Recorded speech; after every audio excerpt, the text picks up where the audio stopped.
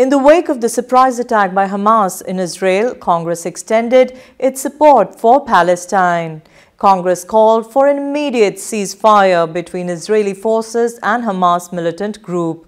The resolution passed by the Congress Working Committee supported the rights of the Palestinian people. Meanwhile, Congress leader Shashi Tharoor explained why this party supported Palestine. It came into the resolution in a very brief form. It is by no means a sort of comprehensive view of the issue. Democratic Party, people express their views very frankly and freely. There is no question of feeling intimidated by the presence of the leadership. People speak. The siege of Gaza now, with the cutting off of food, fuel, water, is really an inhumane act. I'm not suggesting there was anything humane about what Hamas did. They were completely inhuman, brutal, evil.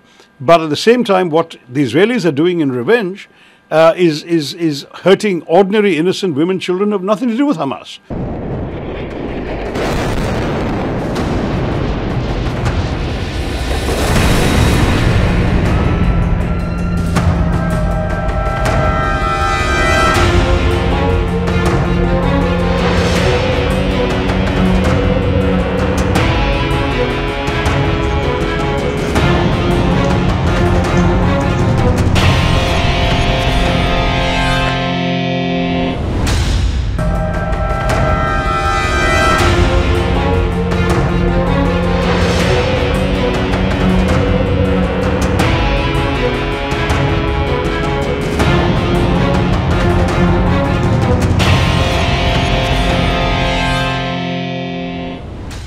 So was there any difference of opinion among them? Although after the commencement of CWC, it was said that these resolutions were adopted unanimously.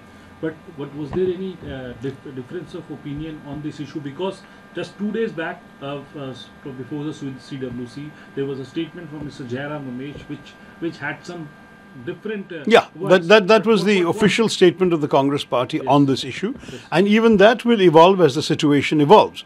But as far as the CWC statement was concerned, it really was not the main focus of our discussion. So to be very honest, there was a very brief discussion only. I don't have the liberty to speak about what a meeting and discussions behind closed doors. All I can say is we're a democratic party. People express their views very frankly and freely.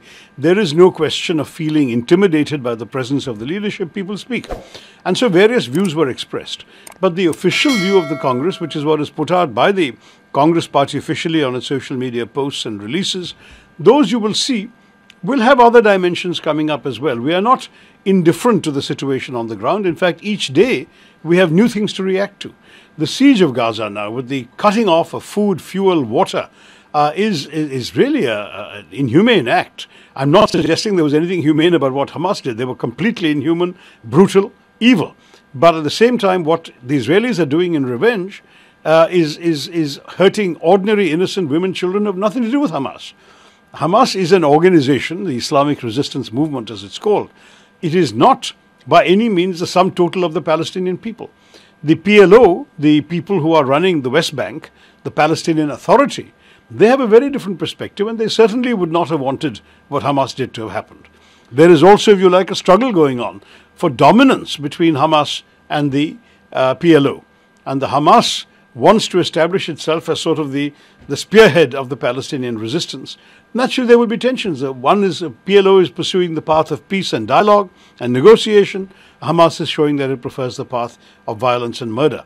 I do want to point out that this is not the first time Hamas has tried this. There have been episodes in 2007, 2008, 2012 from Gaza, and each of them have ended in an uneasy ceasefire. So I don't know what Hamas thinks it's going to achieve by this, other than the brief notoriety of headlines and the shock value of what they've done. In the longer term, this is not something that is going to change very much the fortunes of the Palestinian people.